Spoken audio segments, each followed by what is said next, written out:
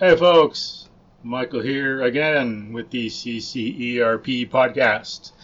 Cypress Creek Ecological Restoration Project. E is for ecology. Ecology studies the things that make up the living things and non-living things that make up an area, how they act and interact. The birds, the insects, the trees, the plants, the animals, the water, the sun, the geography. We are a part of that. We got to apply ecology to ourselves too. And again, today we're going to be talking about that aspect of it, human ecology, how we move. As some trackers like Tom Brown III say, an animal is an instrument played by its environment. So if we stay indoors all the time, our instrument is going to be determined by that, and we're going to be an instrument that doesn't sound good and can't do very much. What we got to do is get outdoors more. If we want to study ecology and know it, it comes from getting outdoors. It's not by reading books, which is just a bunch of words. You got to get out and experience it yourself. That can be a guide, like a map, but you got to get out and take the journey on your own if you're going to actually know and understand. You know, there's got to be some first-hand knowledge to have actual real first-hand experience of actual real knowledge. And if we're going to clean up, if we're going to remove invasive species, if we're going to enjoy, if we're going to get out with family and friends, that means getting out. It means moving in nature. And then if we get out, it can help us get in better shape. Instead of having someone blast out directions sometimes, like run in place, jumping jacks, 10 push-ups, run in place, like get in bear crawl position, blah blah blah. Or when you're running along, you know, everyone runs along a football field. Down, up, run left, run right, down. You know, let nature make the call. Go out and move through the forest. You know, there's an open space and you can move faster. Then you got to slow down to duck under some shrubbery, and nature's making the call, and it's the same thing. It's like duck, step over, go around the tree, crawl, walk real slow, run, jump over this. You know, stuff like that. Don't step here, step there. It is calling all the shots in so much more of a way than any person could. Where you put your feet, what you look at, how you position your body. So if you get out and let nature play you like an instrument, you'll have, you learn much better mobility, strength, attunement to the environment, mindfulness. So get out and do it, but, we need to know good technique, not because we're dumb, but because we lost sight of that, just like I did. Without some of the training I've got in the last few years, I wouldn't know what I do, that I know now. I used to be like pretty pathetic because I could barely walk on a manicured yard. Even that, I'd like stumble and be awkward. But because of natural movement, this MoveNat stuff, getting outside, going barefoot, I'm a lot more mobile and competent than I was before. I used to not have good balance. I was awkward, uncoordinated. It's like, I'm just shocked at the stuff I could do now. I would not have thought it possible. But, it's because of MoveNat and the logical progressions they have. As I've talked about before, it's like very scientific in the way it's put together and structured. A nice hierarchical step-by-step thing. Kind of like martial arts for movement in general. Very methodical, very well laid out, thought out method of progressing step by step. But so we got Jack Mullaly again with us from way down under. He's ahead of our times. So we're way back on Wednesday, and he's like shot ahead on Thursday already. He's ahead of us. We're always trying to catch up. I mean, I'd like to think so, but No, in all seriousness, thank you for having me back. I had a really good chat last time, and I imagine we're going to do the same right now. Heck yeah. So, first of all, anything else you want to tell folks about yourself? So folks can listen to the last conversation we had with Jack. And you talked about your background. Anything else you might want to add to that you forgot? Yeah, so I will give a tiny bit of background. The biggest thing I want to talk about right now is your intro as you were going through there. And you said various things. Like, there were literally 4 or 5 things in there where I was like, oh, I want to talk about that. Oh, I want to talk about that. Cool. So I'll segue back to that in a second and just hijack your agenda for the podcast. But in all seriousness, so my name's Jack Mullaly. I am a few different things. I wear a few different hats, but at the same time, they all feel pretty similar to me. So I own a gym in Brisbane, in Australia, called ID Anthro Movement. So if you're down in Australia visiting sometime, you know where to go. Yeah, and I'm going to do something that's really strange here for a business owner, but because I like to give a shout out to another gym as well. So I'm on the south side of Brisbane. Our gym's reasonably new, but one of the gyms that I took a lot of inspiration from when I opened this place was a place called Stage 6 Health and Fitness, who are on the north side of Brisbane. The owners there, Matt and Amelia, are awesome. Matt is actually the Australia Pacific MoveNat team instructor. Okay. Anyway, I just really like, cool. I just really like to also give them a shout out because I feel that we're very much on the same page and whatnot. Anyhow, so what's the name of that gym? Stage 6 Health and Fitness. We'll put it in the show notes. Okay. Yeah, wicked. Thank you. And yeah, so I own this gym, ID Anthro Movement, where I teach people to move better. We deliver health and fitness, but it's through an approach that is very much inspired by MoveNat, very much inspired by moving naturally in the way we're designed to. My background professionally is actually as an environmental engineer, which has exposed me to a bunch of ecology in the past. I'm not an ecologist, but I spent a bunch of time with ecologists and studied a bit of ecology on the side of things. Cool. And I see a lot of similarities, a lot of interconnections between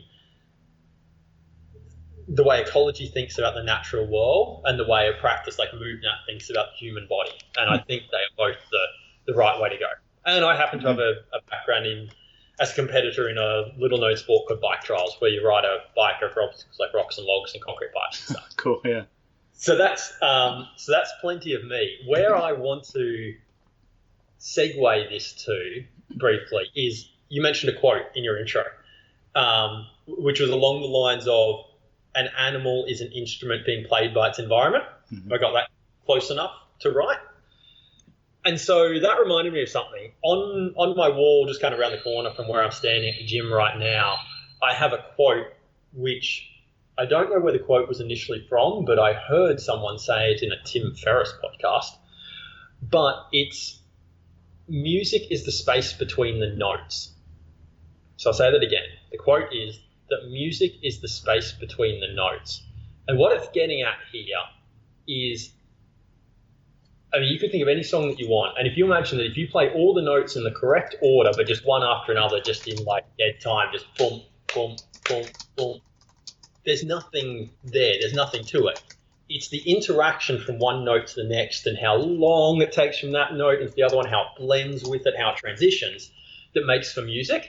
And I think it's the same for real-world healthy movement. And I think this is one of the things that really sets a natural movement approach apart from the traditional gym industry, is that there's an embedded assumption in traditional health and fitness that if you work each of the components individually, that somehow they will magically come together and make a healthy body.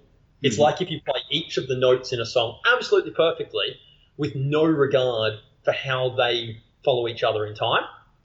Whereas real movement emphasizes both the fact that the whole body is moving and everything's getting worked and doing its job, but it has the relationship of, how do they actually fit together into real functional movement? Or it'd be like, you're in marching band and, okay, we're going to work on walking separate. One day we're going to walk. One day you're just going to sit there wearing your uniform inside. Another day we're going to practice. Okay, so, or we'll do like 5 minutes of walking. Okay, now go inside and put on your uniform and sit there for 5 minutes. Okay, now play your instrument for 5 minutes. Okay, now read music for 5 minutes. Okay, now follow along the director for 5 minutes. And okay, we're good. Now we can like go to the parade and like play music in a marching band. No, it's not going to sync. Yeah, that's a perfect example. Like, that is exactly what the traditional fitness industry is.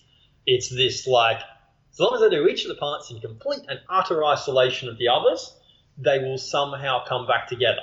And to some degree, like, so this marching band analogy is a good one. Compared to doing absolutely no practice as that marching band, then doing those isolated bits of practice will make that band better. Mm-hmm. Just not a lot. Mm-hmm. Whereas doing a far more integrated practice, that takes the time to bring things together. Like, yeah, you can practice things on their own at times. That's totally cool, and there's benefits to that. But then having a practice that also integrates it back together is what makes the magic work. And that's when natural movement is totally different to, like, certainly to things like bodybuilding, but even to things like CrossFit, where even though like CrossFit and things have more complex movements, like a clean and jerk or a snatch, like the Olympic weightlifting movements, are really complex. Mm-hmm. But the way you practice in things like CrossFit is still completely removed from their context within how you move in the environment. Mm-hmm. So, and that's where natural movement, a well-designed natural movement practice anyway, is different because it integrates movement together as a whole. Yeah, when you have a good CrossFit place and some coaches that know their stuff, because some are bad, they don't get good technique, they're too much go, go, go. But like one guy in town I know, owner of P3 CrossFit, I'm being stupid right now and forgetting his name. Oh yeah, John McPherson, level 4 coach, one of the only ones in the United States that are not on the actual CrossFit team. He's great. He knows his stuff. But yeah, and it's like, not knocking it. It's just a system is a system, and it has an audience and stuff, and has a purpose.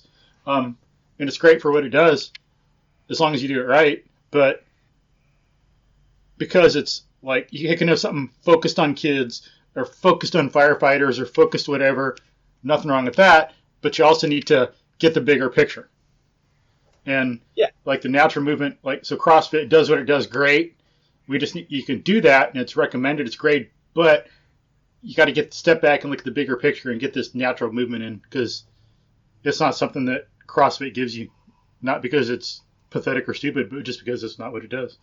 Well, I mean, and so the thing here is, like, I get nervous as soon as I start talking about CrossFit in these conversations, because it's so easy in the discourse to bag on CrossFit. Like, you go online and you see tons of people just rubbishing CrossFit. But the reality is that CrossFit has done a huge amount of good for the fitness industry. Yeah. Like, it is just the reality of it that from that point of view, CrossFit is incredible. Mm-hmm.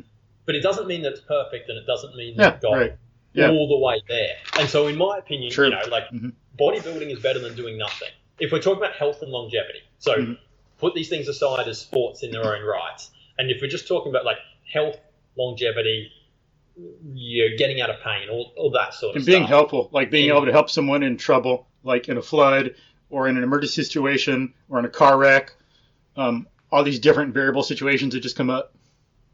Yeah. So like, so bodybuilding is better than doing no exercise at all in these respects. CrossFit is better than bodybuilding. And I would contend that a natural movement practice is better than CrossFit. It's just an evolution, and there's a heap to be learned from the stuff that CrossFit does right, because CrossFit does a bunch of stuff right. Mm-hmm. Yeah. But I think the natural movement takes it a logical step further in a number of ways. And all the stuff it focuses on, like, it's from MoveNat that I learned about breathing, and then MoveNat, how to breathe right. And I've talked to numerous folks. It's rare that I ever find anybody who knows proper breathing mechanics. And I'm no PhD studying breathing alone. And there are some who just specialize in breathing and know just everything about it. But even just some important basics, a lot of people don't know. Football, soccer, running, coaches, people who teach martial arts or gymnastics that I've come across. Hey, how do you breathe? Uh, uh, huh? You know, Sure. I used to be that way too, but um, Yeah, no, I know I'm not going to stand here pretending to be a breathing expert. Just, yeah, put my hand up right now and say yeah. that. But yeah, it's like But I take your point. MoveNet covers that and all kinds of things that um, a lot of other systems don't. Or like I've heard that Danny Clark on the MoveNet team, he couldn't deadlift a certain amount. Maybe he couldn't do more than 350 or 400 or something. Um, but at one time, but in building his house, I think it was maybe recently, moving a bunch of rocks. He gets all these 80-pound rocks and he moves them. And I think he did 400-pound deadlift with like not too much trouble. So it was something like he did more effectively and efficiently than he'd been able to do before in a greater weight, if I recall correctly. Yeah, well, so I don't know that particular story, but I can give a personal analogy for me that I think makes the same point there. And it's actually interesting that we're talking about this today because this literally happened to me yesterday. So um, I'll happily put my hand up and say that I am not the strongest guy in my upper body. From years of participating in the sport called bike trials, I am crazy lower body dominant. Kind of similar here. I at one point had a double body weight back squat, Wow. which it was pretty good. Like a double body weight deadlift's good. A double body weight back squat's a lot less common. But not so strong in my upper body. Anyway, recently I've been doing a bunch of rock climbing and tree climbing. Not particularly structured, not particularly as a sport or anything. Not particularly training for it, but going out, doing it a few times a week sort of thing.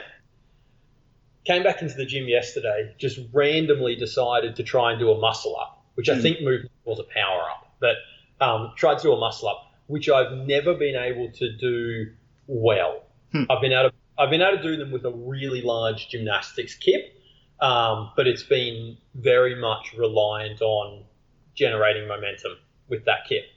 Yesterday, randomly decided to try and do a muscle up on the bar in at the gym here. Popped one out based with way less kit than ever before, and it goes up. But the interesting point about this, the interesting point is not, hey, Jack can suddenly do muscle ups well. That's not the point. The point here that I find interesting about this is that I did not in any way, I can't remember the last time I practiced a muscle up. I'd assume or tried a muscle. I'd assume it was 3 or 4 months to go at least, probably a lot more than that. And so in sports training, there's a principle called the SAID principle, which stands for specific adaptations to imposed demands. And it effectively means that you get better at what you do. So specific adaptations, bodily changes, and an imposed demand is what you do. And so the specific part means you get better at the things you do. So if I do lots of bicep curls, I will get better at doing bicep curls, but I'm not going to get better at bench pressing, just to use some fitness examples. And so what this typically gets interpreted at in the fitness industry is like, okay, well, if I want to be better at deadlifting or doing muscle ups, I have to do all this training that's really, really specific to doing deadlifts and muscle ups, right? So if I want to get a better deadlift, I'm going to do a bunch of deadlift variations, and I'm going to do some glute ham development exercises and some core stuff for my deadlift, like as accessory movements. But when you come to a natural movement approach, which has a huge amount of diversity in what you do, in the same way that rock climbing has a huge amount of diversity in upper body pulling strength compared to doing a bunch of pull-ups in the gym, right? I could come into the gym and I could do 6 different variations of pull-ups, and I would come nowhere near to the diversity of pulling arrangements that I get into when rock climbing. Yeah. And so the interesting thing about a natural movement approach, for which rock climbing is a good analogy in this case, is because you do such a ridiculously broad variety of things, and because all those things are in real movements where the body is moving in unison as a whole, you get stronger in this whole package that then does actually help specific other movements, even if you haven't been training for them specifically. It kind of, it through the sheer variety of what you're doing, it makes the said principle irrelevant. Now, I'm not saying that's necessarily the best way. If you're training to be a specialist in a particular sport, like you need to be the best muscle upper in the world. I'm not saying this is the way to be the best muscle upper in the world. Yeah, or like an Olympic gold medal champion. Exactly. It's not going to make you the best gymnast on the rings in the world, right? But if you're talking about sustainable health and fitness and being broad, I mean, like pretty darn good at some specific stuff, but having a really broad, wide range of capabilities, then a natural movement-based approach is really, really useful for that and will make you better at a whole bunch of stuff that you're not even practicing. Yeah, I think like add more evidence to that. I got to dig into this, but what I've heard, so again, I got to dig in to see like what the reference is, the factual nature of this. Sure. I've heard that American soldiers in the 1800s, whatever, maybe they could, I forget what it was, like a squat or something, lift over their head like 3/4 body weight or their body weight. But I think Native Americans could do like on average 1.5 or 2 times their body weight. It was, I forgot the exercise and what the exact numbers were because this was like 5 or 10 years ago. Probably more like 7 or 10.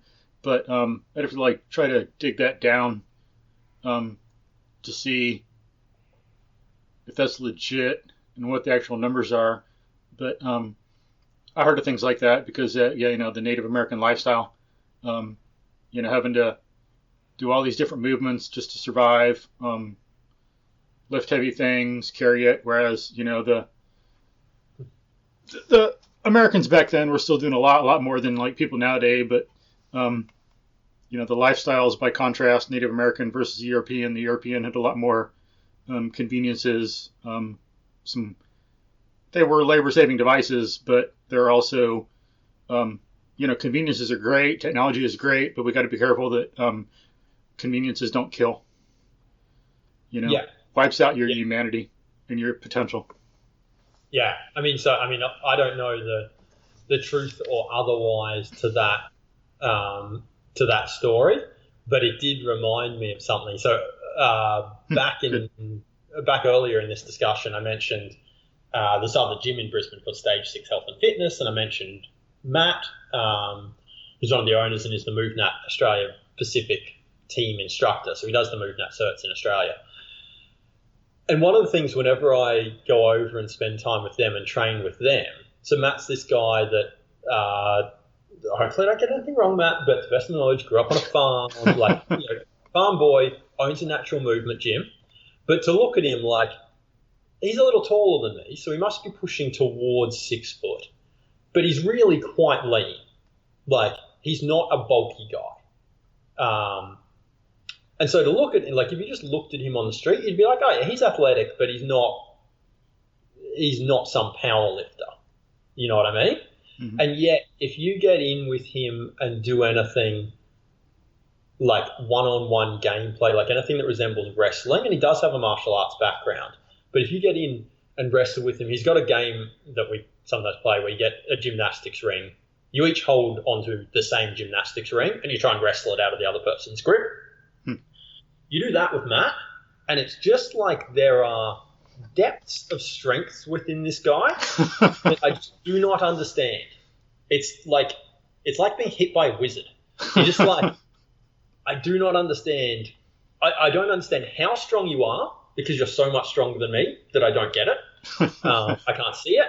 And I don't understand how you're that strong because you're relatively lean and wiry. And yet, but I believe in, and I don't think that's genetics. I think that comes from his background and then the fact that, his background on a farm, growing up in a rural life, and then now owning a MoveNat gym. So what he does all day is he moves naturally while teaching people to move.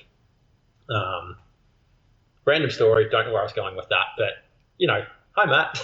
Yeah, but it makes sense. Like I've heard someone talk about someone she knew, and some friends, and sometimes some people they work out and their arms get bigger, but I think there's some people, you press into their arm, and part of their strength lies in their muscle density. It gets so dense that they're just rock solid. The muscle developed not so much by increasing in like bulk, radius away from the arm, but just sheer density, Yeah. I mean, something like that. I mean, there's probably discussions to be had here about like hypertrophy and growth of individual muscle fibers versus increasing density of muscle fibers, or all kinds of stuff I don't know. Yeah, exactly. That would so substantially get out of my depth to start talking there. And I think I also think don't get me wrong, if you're a bodybuilder and like your sport is to be a bodybuilder, then that is clearly absolutely important for you to know it. But if you are interested in health and fitness and functionality, it's an utter irrelevance, because the best way to get there is to move naturally and move lots and move in great variety. And it will make you strong however your body is meant to be, like however your body is genetically programmed. Mm-hmm. And for some people, that means that you will put on more bulk. And for some people, you're not going to, because you happen to be someone who just genetically doesn't put on a lot of bulk. But it will make you stronger, and it will make you fitter, and it will make you more functional. Yeah. So I tend to think discussions about hypertrophy from a health point of view are pretty much irrelevant. Yeah. And in terms of the SAID principle, SAID, with some stuff, you could also look at it as not so much not being relevant, but doing a bunch of different things at one time, kind of like multitasking the SAID, like climbing a tree, because climbing a tree, you're working on like its whole body stuff. You're using your legs to push. You're using your arms to pull. Using your hands to grip. It takes a lot of. It's working on hip mobility at the same time. I'm climbing a tree, and it's not just like walking upstairs, but I've got to lift. I'm balancing on my left foot, and I got to lift my right foot up to all kinds of different heights and at different angles to put it on a branch to be able to step up from there while I'm holding on with my other hands, and then I pull. There's just, so much range of motion and so much variation in movement in that one thing right there. Yeah. Well, So a few minutes ago, I think that I kind of suggested that, my rock climbing experience and its ability to develop my muscle up without me trying a muscle up made an argument against the SAID principle. I'm just saying it's like... but no. But multitasking SAID, Yeah. Yeah, no, this is the point. The other interpretation, which I think is what you're saying, is that no, it's just that in a natural movement practice, you are practicing 100 different things at once. So the SAID principle still applies, but you're getting SAID for 100 things simultaneously. Yeah, but I wouldn't say no. It's wrong. I say you can have this perspective or this perspective. Yeah, sure. Don't isolate. Isolations are, unless it's for like bodybuilding or some things we talked about. In general, do not isolate. No, but you can have these different perspectives on it. Like you don't even need the SAID principle, just do general stuff. Or in this general stuff, you're multitasking the SAID. I think different ways to look at it. Yeah. But yeah, for sure. Yeah. Well, so I reckon I did pretty well there, railroading us down a path that wasn't on the plan for this discussion. So why don't I let you actually run your own podcast here? It's all right. But did you want to talk about? Did you want to say anything about the music thing? You brought up that metaphor. Did you finish developing your thought there? I was cool. I was cool with the metaphor there. That was good. And I don't know if it's like a Yo-Yo Ma quote you're thinking of, the cellist, I think he was. is or was, but he had something like that. But Yo-Yo Ma said, again, it's been like a decade or more since I heard this, so I'm just paraphrasing, not getting it exactly right probably, but he said that a great musician doesn't pay attention only to the notes, but what you do between notes. That's what makes the difference between a great musician and not great. When you're beginning, you pay attention to the notes. Then you get to a level where you can also pay attention to what you do between the notes. Yeah, okay. That makes sense. So I decided to, put my faith in Google while you were talking. So apparently the quote, which is music is the space between the notes, comes from a French composer called Claude Debussy. I don't know how to say it. Debussy. Who lived from 1862 to 1918. Yeah, I'm sure it's been known for long before that. I was going to say Yo-Yo Ma probably learned it from someone. They heard it from other people. Because people are smart, and you don't have to know quantum mechanics to know something like that about music. You just got to pay attention, be curious. Yeah, it's interesting. I mean, so that Yo-Yo Ma quote or story that you just described, in that he's saying that a great musician pays attention to the space between the notes, because that reminds me, this is the story of my life. You say something, and it reminds me of something completely different.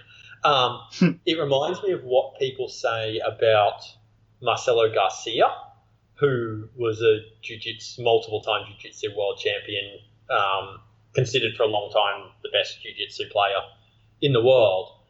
But apparently, and I have no experience in jiu-jitsu, I'm just relaying something that I've heard here, but apparently his strength was that he was better at transitioning between positions than everyone else. So he'd be in a match with someone, and that other person would be trying to get into a better position than him, and he was just better at moving from one position to the next, to the next, to the next, and he'd just flow, essentially run circles around people, and then eventually there'd be an opening and he'd get in and lock them up and choke them out, or whatever. But he was better at transitioning from one position to another. Yeah, that's the...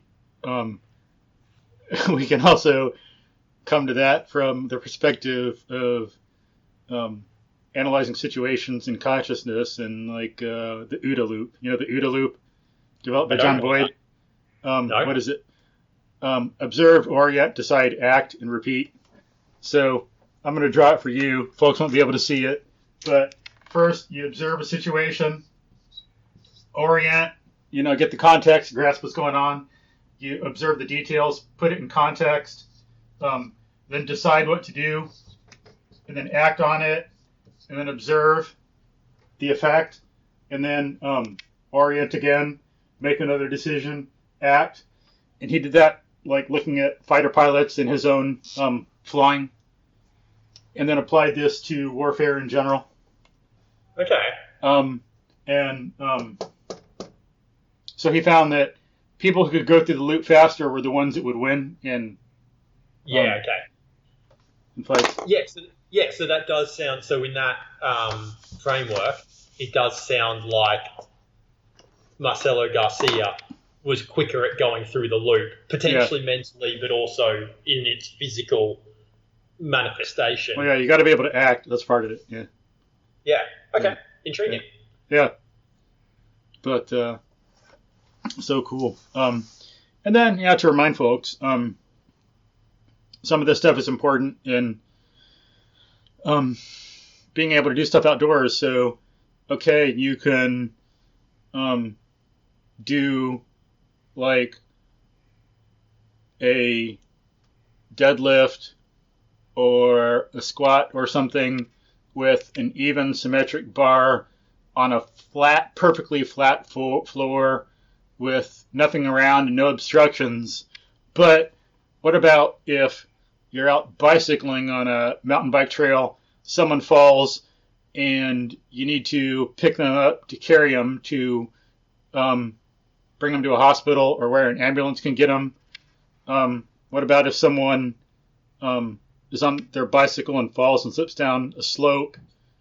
Or even today, I saw some guy that might have needed help some people were out who were gonna do like construction project, and one guy had an instrument, and because he's not used to being outdoors, he did not properly assess the friction on a slope and the steepness of it. So in trying to walk down it, I didn't see what happened at first, but all I heard was the slipping noise and someone yell something. And then I turned and saw this guy, I think he was face down, slipping down this like big piece of concrete. And then someone came down and helped him get up, and I guess he was okay and he could walk off on his own. But what if something happened and he needed help, broke a leg, hit his head, became unconscious? You're on the side of a concrete slope with someone just slipped down, and then you're on this, like, it goes to this grassy bank, then you got this ditch right there. What are you going to do? Or, like I saw some people on an ambulance recently too, 3 of them, and pretty much all of them were overweight and had very limited mobility. No way would they have been able to efficiently go down and get this guy if they were the ones that came. Overweight, not good joint mobility. You could tell that they had poor movement efficiency, were unaware of how to move well, would not have been able to effectively and efficiently and quickly and smartly navigate the terrain, go to the person, and like move them back up the slope right away. We got to be ready for things like that, because you can't say, well, emergency medical will take care of it, because that's probably like a average slice right there of emergency medical. You got some folks that are in more shape, but these 3 I saw get off this one ambulance, overweight, not good movers. I was going to say, you're talking about I think it's a MoveNat principle, but be fit to be helpful, or be fit to be useful. Yeah. Exactly. So, there's like situations like that, or what if you're out running somewhere alone? Like, how are you going to get back? If you break your leg and no one's out there, can you drag yourself to safety? Or like not so much to safety, because it's like not really dangerous, but drag yourself to where someone can find you? Can you crawl? Yeah. Can you move? Like, can you hop on one leg for a while? It's something we need to consider. Or as I say, if we want to go out, as I said at the beginning, if we want to go out and clean up an area really well, take care of animals, plants, remove invasive species, study the ecology, we got to be able to engage in a broad range of movements. It's a, essential skill, critical, not optional. Yeah, absolutely. So just a reminder there, and kind of concretize things a little bit in context of what's going on in the outdoors and around here. The outdoors is... So we as a species, obviously we evolved to live in an outdoor natural environment. Something that I think about as a gym owner all the time is, how do I give people the variety and the context, like as close to what the outdoors would give as I can, but I'm indoors? Because there is something like, while it's great to be outdoors and moving through the outdoors, the reality is that, at least initially, for most people who want to get fit and are looking for the best way to get fit, saying, you should find a way to go out to a forest and move through the forest, sort of thing, it's a pretty big conceptual leap. And physical too.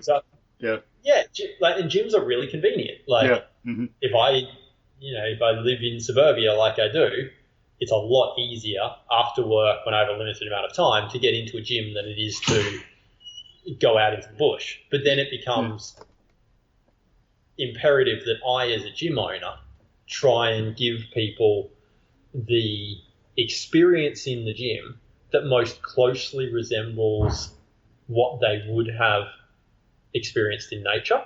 Mm-hmm. And for me, if I break that down to its principles, and I think about, this is how I tend to think about this, so I'll be interested to see what you say. When I think about how we as a species would have naturally moved in the past, I think that from a movement point of view, our bodies tend to want three things. They want us to move a fair bit, certainly a lot more than most of us currently do in the modern world. They want us to move well, so whatever movement we're doing to be quality movement. And I think that our bodies want a lot of variety of movement, and subtle variety. Variety of the type where, you're walking, if you compare walking down a footpath to walking in the bush, the footpath every step is the same, but in the bush you have to step over a log, around the tree, you step on a rock and rolls your ankle over just a little bit but not too much, like that level of variety. And I think that's the one that is most challenging for the gym industry to deliver. Yeah. So I mean, even if you look at something like CrossFit, to use it as an analogy again, CrossFit will help people get more movement into their lives. It'll improve the quantity of movement they're doing. A well-coached CrossFit gym, which many are, will improve the quality of people's movement within those movements that they're teaching. But compared to moving in the natural environment, moving in a CrossFit gym, there's very little variety. So I think the biggest challenge for people wanting to step from a paradigm that they might be more familiar with, so like interval style training, circuit training, functional fitness like CrossFit, I think the biggest difference and the biggest challenge to step from that into a more natural movement-based situation is how do you add variety into people's movement practice? Mm-hmm. And for me, I do that. I think that can be done in one of three ways, and I'm currently blanking on one of them. What is it? Okay, let's start talking, and I'll come back to it. Just think. I got it. So one of them is with environments. So that one's the hardest one in the gym because you have what you have in the gym. So you can bring in different equipment, you can bring in different boxes and stuff and create the environment in the gym, but it's never going to be as diverse as the natural environment. But we can build more variety in with these other two things. One of them is tools that add randomization to it. So I, for example, sometimes if I'm practicing balance, I have a bunch of balance beams in the gym. But by the time I've walked on them each a few times, like I'm pretty familiar with them and I'm not getting a lot of variety from my 6 different balance beams or whatever. But so what I do is I have some reaction balls, so funny shaped bouncy balls that bounce in odd directions. And so I'll stand on the balance beam and I'll bounce it off the floor. And because it's going to bounce in a funny direction, I suddenly have to reach for it to grab it. Mm-hmm. That throws me off balance. I have to bring my balance back in. Mm-hmm. So as a gym owner, we can use tools to add variety into things we would otherwise have been doing. Mm-hmm. There's a whole bunch of other ways you can do that. But that's the principle there. And the third way then is to use other people. So one of the things that we do a lot in the gym is that we play games, because when you and I are playing a game, what you do influences what I do next.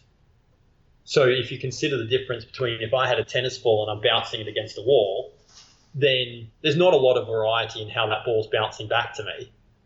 Because I have control of it, I'm going to throw it pretty consistently every time.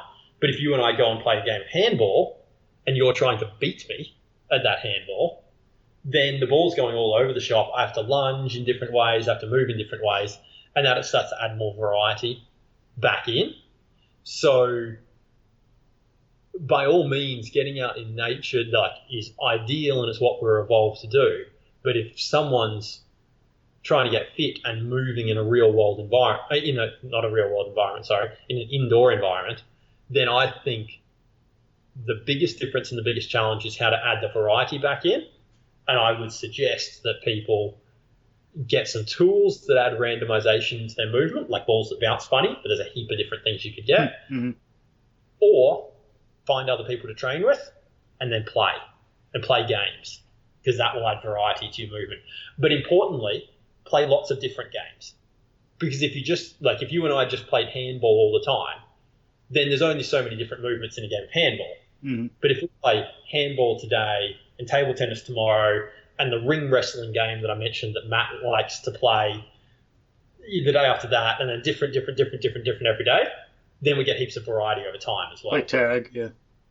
Yeah, exactly. Like play tag, play the floor is lava.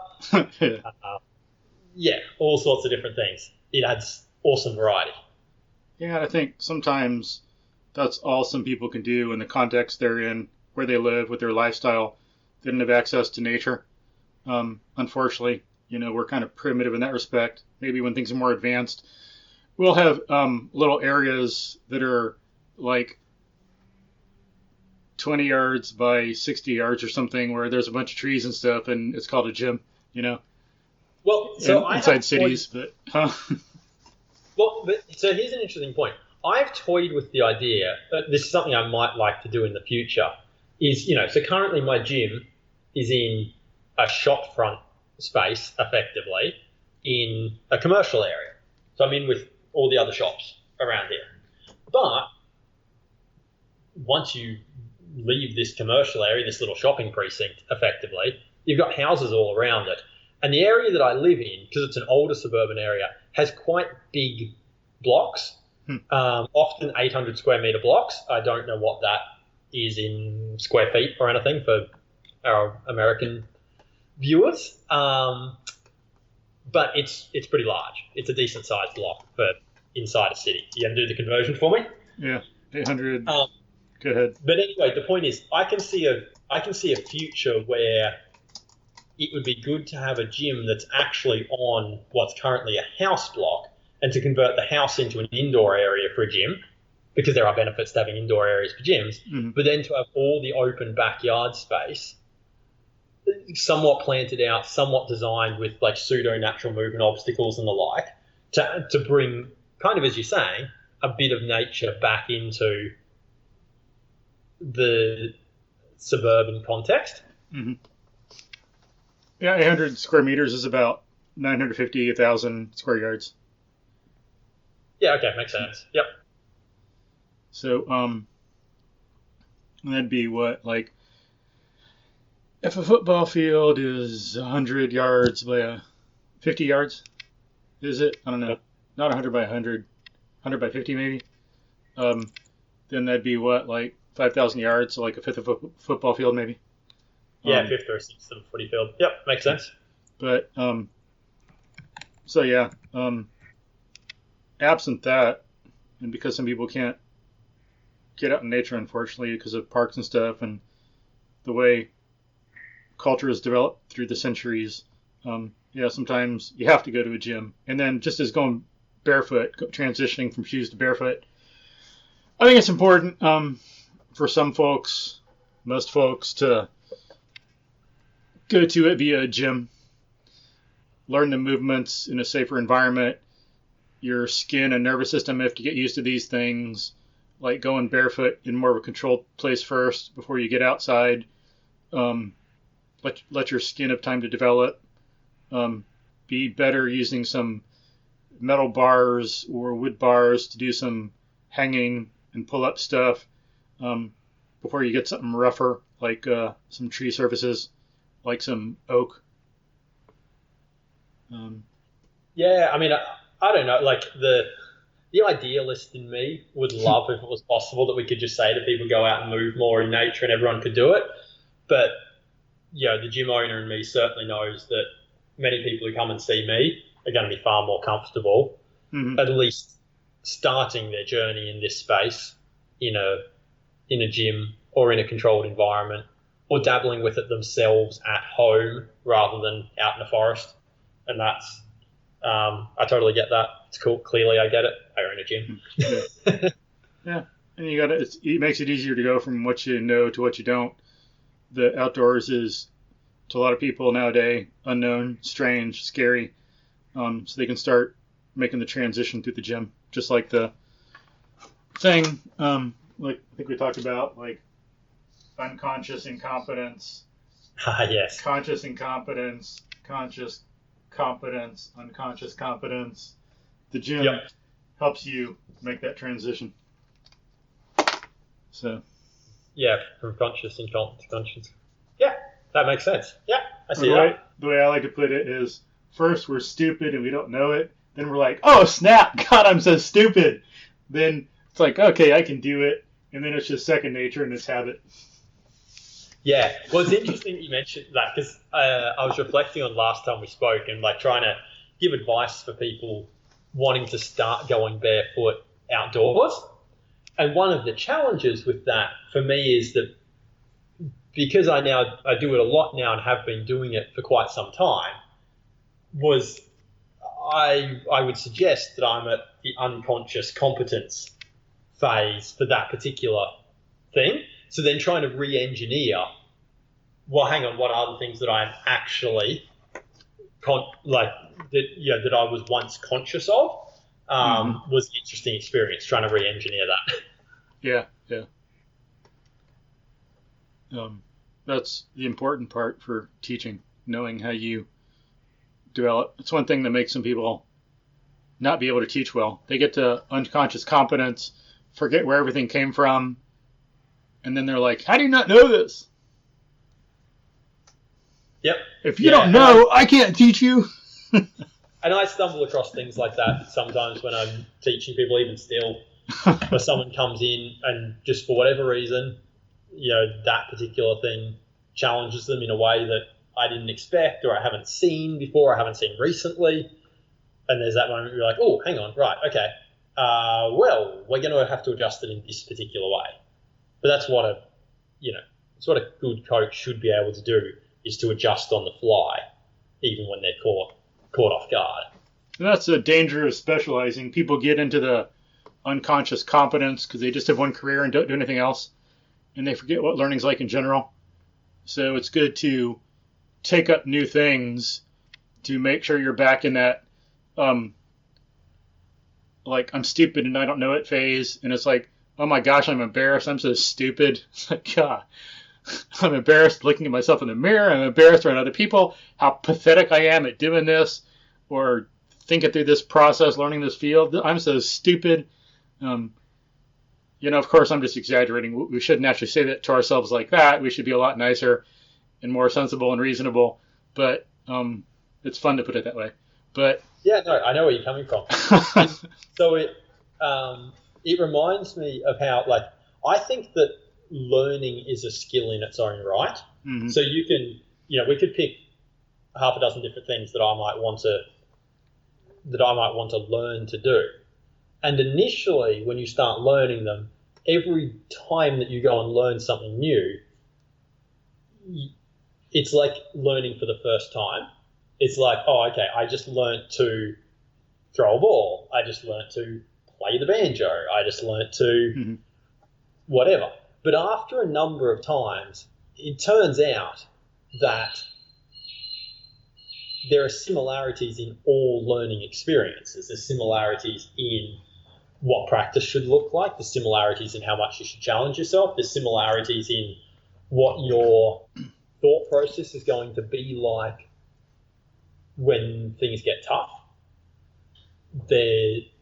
And so on and so forth. So it's certainly the case that, the more different things that we try and learn, the more comfortable in general we become with the concept of learning. Mm-hmm. And that's important to being a human being. Just hadn't thought of it like that before, but we're, thinkers, as Aristotle said, something like, if, like, it's thought that people should be able to defend themselves physically, but even more so, we should be able to defend ourselves mentally or intellectually, because, like, reasoning is the distinctive feature of being human. He said it more eloquently. I don't remember the exact thing, but that's kind of the idea. Yeah. It's like reasoning and thinking is very important to what we do. So to really fully survive and thrive and bring out our human potential and make the most of our lives, we should be engaged in learning. mean, it makes sense to me. I hadn't heard the quote before, but I see where you're coming from. Mm-hmm. Yeah. But that was one thing he had in his book on rhetoric, or else I think it's thought that a lot of the things that we have from Aristotle today are notes that his students took in class. Yeah.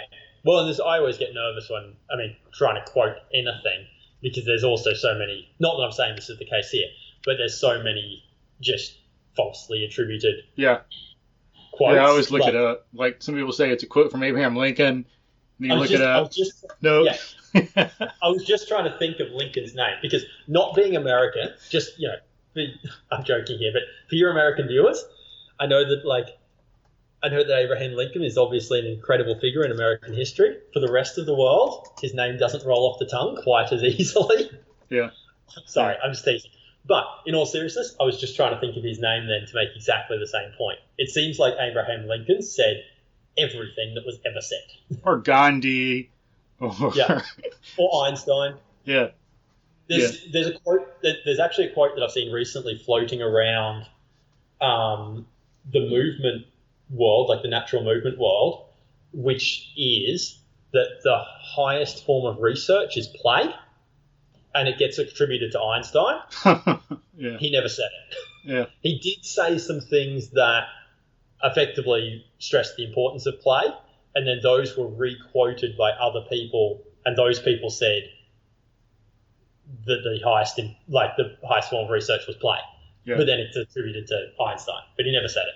Yeah, makes sense. Yeah. But the quote about Aristotle is correct. I know. I have a degree in philosophy. Yeah. Besides, I'm listening to the rhetoric, and I just read it the other day. And I'll quote it for folks so they can see it for themselves. But, yeah. I certainly didn't mean to imply that that one was true. But yeah, I just want to clarify for folks. Yeah. Yeah, absolutely. But it's a good point you make. That's one thing I always keep in mind whenever I read quotes on Facebook or the internet. It's like, I'll believe it because a lot of times it's just, quote, Abraham Lincoln or whatever. So when I do a quote now, pretty much, sometimes I might be busy or slip, but whenever I do a quote, I always give a reference. Yeah, like, Abraham Lincoln as read in such and such. Or, yeah, right. Or a quote from this book on this page, Yep. Yeah, I'm with you. I like it. Yeah. But so we've gone over a bit about the importance of natural movement, kind of what it is. Have you made some mistakes in moving outdoors? Because one thing I think you were going to say, I was talking about back in the day before I got into MoveNet, even walking on grass, I'd be awkward and unbalanced. Was that something you were going to say some stuff about or were interested in? Or was that not one of the things? Huh? It's an interesting thing you asking me to try and think of times that I made mistakes in the natural environment. Because I can list a bunch, but I'm trying to figure out how I make that a useful anecdotal story for people. I think the reason I'm struggling with this a little is because when we move in the natural environment, when we move outdoors, there are so many different possibilities of what may confront us, as we're moving, that I can give you a list of here was the time that I tripped over a log. Here was the time that I whatever. But they're just random anecdotes out of 1,000. Mm-hmm. And so it's more like there's a meta skill here that develops over time, which is your pattern recognition starts to pick up unconsciously a whole bunch of different things that are going on. So I was struggling with what's the I think some things for me anyway. This will give you some time to think. Maybe you can segue off this, but okay.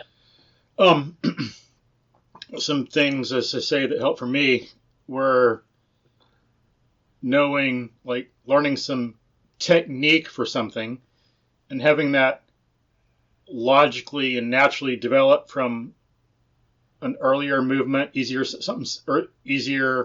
to something later, like going from white belt to black belt. So having technique for something, having it in a whole progression of movement advancement from easier to harder, and being mindful. Some of those things have been very helpful, and I couldn't do what I do without those. Just like the walking thing on grass, getting the idea that, because if you're like that, naturally what people are going to do is, I don't feel comfortable, I'm going to walk on flat ground. And a lot of people walk on flat ground all the time, so they're forcing themselves into that situation. But then I'm reading this and that, and people point out how walking on uneven terrain helps your nervous system and your brain. And so, okay, yeah, I get that. And so I'll do that because it's makes me a better person, better human, better rational animal overall. You can see how that makes sense. And so I do it. And then, then learn ways to do it smart. Don't just get out on, some people might think, oh, well, if the grass like that is good, then if I make it even more uneven and rough, then it must be even better. And let me go fast. Well, no, we got to logically progress into this. So how do I start going barefoot? How do I go from walking on flat surfaces to walking on rough? We got to have logical progressions for each of those. And then you got to think that you can't take things in isolation, just like the muscles, skills. You got to look at, okay, well, part of the issue is not just walking on flat ground out of nowhere, but, balance and core strength, use of the arms. So those are some of the things that I've gotten out of MoveNat that have helped me develop from the pathetic, worthless wannabe mover that I was before to where I am now. Sure.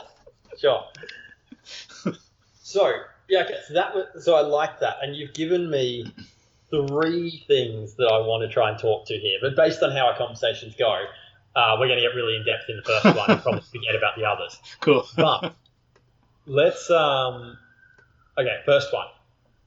So I agree entirely with you that having logical and sensible progressions, particularly when we're reteaching things to adults, is super useful.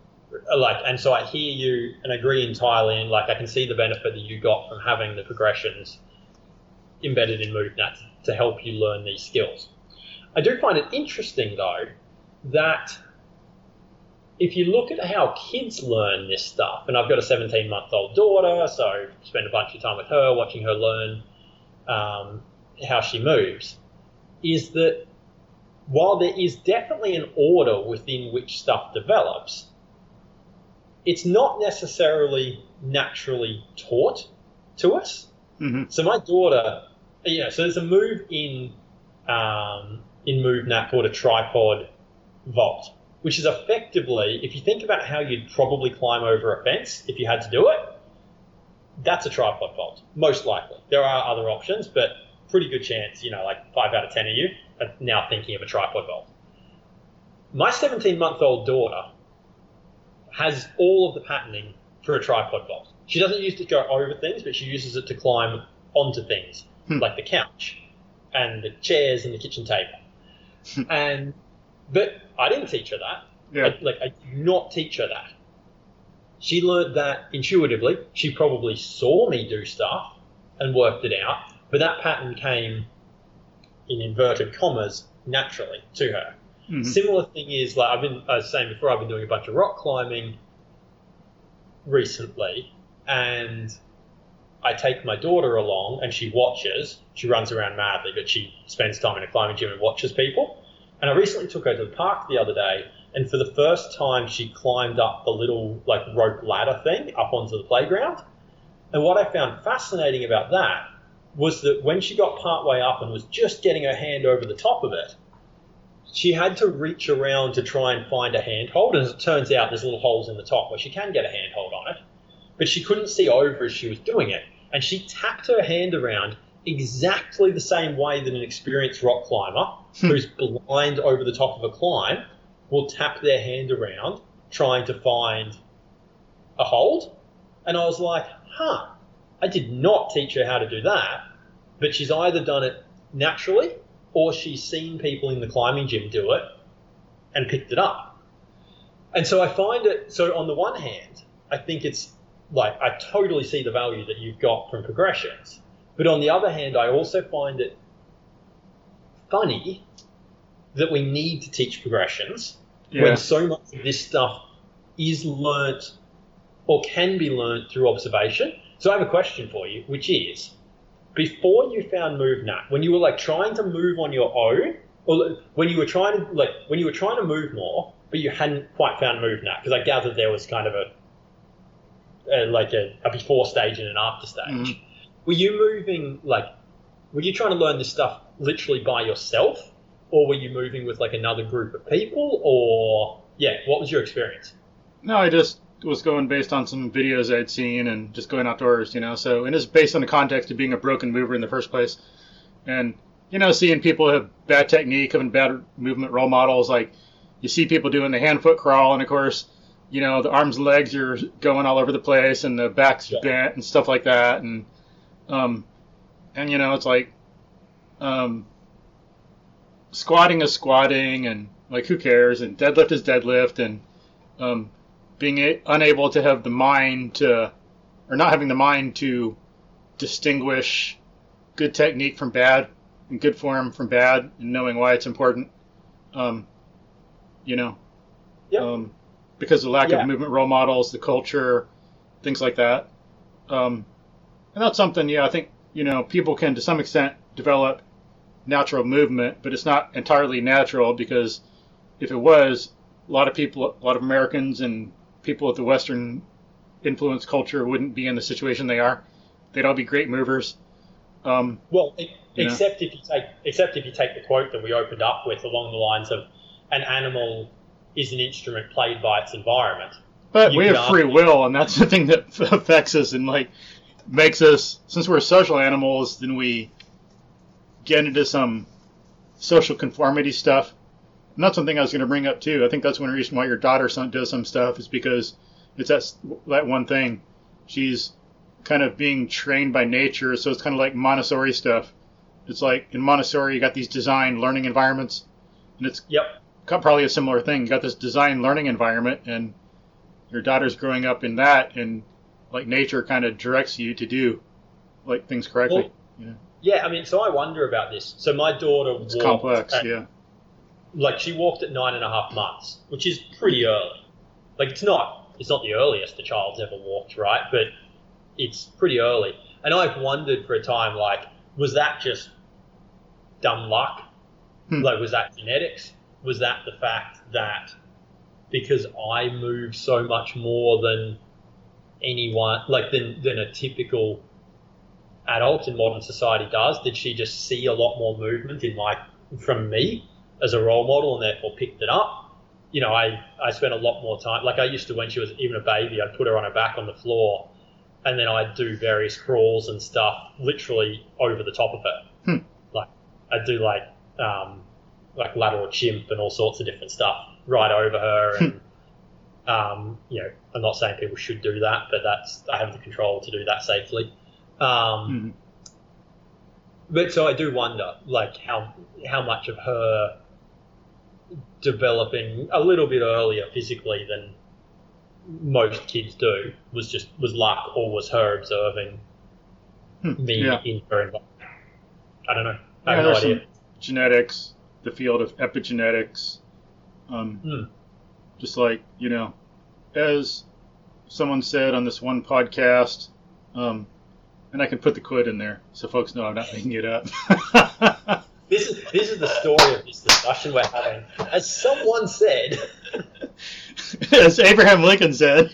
Yeah, exactly. And Gandhi too. But I forgot the biologist's name, but on this podcast called the Big Biology Podcast, there's even the title of their episode. As this guy said, to stress a point, he said, genes don't do crap. They do nothing without the epigenetics that control them. Yeah, sure. So genes are like a piece of music, and epigenetics is like how they're played. So maybe someone can choose not to play a note or to play it, or you can get one piece and play it as jazz, or play it as classical music, or play it as the blues, or play it as like rockabilly, or 70s rock and roll, or rap, or some piece of like just cacophonous mess. It's the same piece of music though. Yeah, I mean, and so maybe that's the case here with my daughter like this. Maybe it's the case that she and every other baby has this in her DNA, and I just, by complete accident, played her DNA the right way that she walked a little early. Yeah. I have no idea. Yeah. But coming back to movement progressions and like learning through viewing others, something that I try and do in the gym in my teaching style is, even though there absolutely are progressions. So for something like a tripod vault, there are a number of steps I can take an absolute beginner through to build up into a tripod vault. But something that I do, rather than just spoon feeding it necessarily and being like, okay, you're going to learn this one, then you're going to learn this and learn this, I will often demonstrate things to people and then ask questions. So I'll be like, okay, I'm going to show you this particular move, and then I pose a question about like, what's the pattern, what might be the challenging part of this, how could you make that easier? And I try and get people to think about like how they would work it out for themselves. Yeah. So a favorite of mine is when I teach people to throw for the first time, because I have a bunch of people who haven't a bunch of members who didn't learn to throw well when they were younger. I teach them to throw, and the way that I almost always start up teaching throwing is I'm like, okay, I'm going to throw a ball, and I want you to tell me where the power comes from in the throw, and I show them, and that always opens up a discussion. Sometimes they get it, sometimes they see that the movement starts at the hip, or down in the lower down in the body. Sometimes they don't. But it always then opens up a discussion where they get more out of it than if I just said, okay, the first thing you got to do is move your hip. Mm-hmm. And so I think there's really something in that. Yeah, gets them engaged. Yeah, that's one thing that people can do a little bit on their own. Like, how do I do this? And what's going on in this movement? And how do I make it happen? Yeah, well, it empowers the thought process, exactly the thought process that you just described, because if you get used to that process of looking at someone else do it and then thinking about it and having it go yourself, then suddenly you're not as reliant on me as the coach. So you can, say if you wanted to be better at vaulting, you could go out with a group of parkour kids, let's say, or parkour athletes, and suddenly you're in a better position to learn what they're doing because you're more used to this quite natural process of observing, thinking, and then trying to replicate. Yeah, and thinking what movements you need to know, what fundamentals you need before you do that particular movement. So, okay, let's break it down. Like, if we're going to vault over something that's 4 feet tall, well, then naturally 3 feet tall first, and 2 feet tall. Well, and it's also then a much better. It's a good way then to segue into moving in the natural environment, because that thought, if we take like 3 steps here, which is say me spoon feeding you all the progressions to a movement, versus me having you in the gym but asking you questions so you kind of figure some of it out yourself. And then compared to going out and just hanging out with the parkour crew and watching them, as you progress through those 3 options, you're becoming more and more self-reliant and doing more and more of the assessment of the situation yourself. Yeah. And so then it's a much smaller step if you do want to go out and move in the natural environment where you're assessing it all yourself. It's a much smaller step. Whereas if we just try and go straight from I spoon fed you all the movements to there you go out and vault a tree in the bush, that's a pretty big jump still. Yeah, and then part of training someone to be a good natural mover should be training them in the mindfulness, training them to be aware, to break things down, to have that logic of the situation. Yeah, for sure.